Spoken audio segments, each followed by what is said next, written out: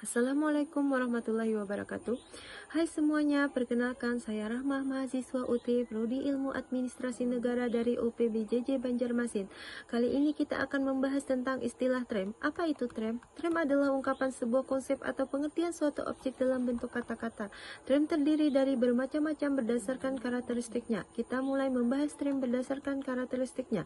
Pertama, trem konkret dan trem abstrak. Trem konkret menunjuk pada objek yang dapat ditangkap oleh panca indera. Contoh, air. Trem abstrak menunjuk pada sesuatu yang hanya dapat dipahami melalui pikiran atau konsep. Contoh, keadilan. Kedua, trem umum dan trem khusus. Trem umum mengacu pada sekelompok objek atau individu. Contoh, manusia. Trem khusus menunjuk pada individu atau objek tertentu. Contoh, Soeharto. Ketiga, trem positif dan trem negatif. Trem positif menyatakan ada suatu sifat atau keadaan. Contoh, cerdas. Trem negatif menyatakan penyangkalan terhadap sifat atau keadaan tersebut. Contoh, tidak pintar. Selanjutnya kita membahas sesat pikir atau logika falase. Sesat pikir atau logika falase diartikan sebagai kesalahan dalam berpikir atau berargumentasi yang secara lahirlah tampak logis, namun sebenarnya keliru dan menyesatkan. Sesat berpikir terdiri dari bermacam-macam jenis, yaitu sesat pikir formal. Sesat pikir formal adalah kekeliruan penalaran berdasarkan bentuk atau sesat pikir logika.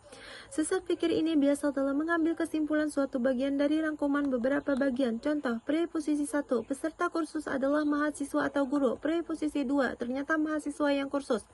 Kesimpulan, dia bukan guru. Kesimpulan di atas meragukan atau salah karena terjadi sesat pikir formal. Kedua, sesat pikir verbal. Sesat pikir verbal adalah kekeliruan penalaran berdasarkan kata-kata. Sesat pikir ini biasa terjadi karena adanya beberapa makna dari suatu kata. Contoh, preposisi 1, setiap buku memiliki halaman.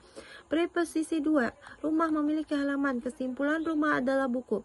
Kesimpulan di atas salah karena terjadi sesat pikir verbal akibat kata halaman yang memiliki dua arti, yakni lembar bagian buku atau halaman diartikan bagian depan rumah.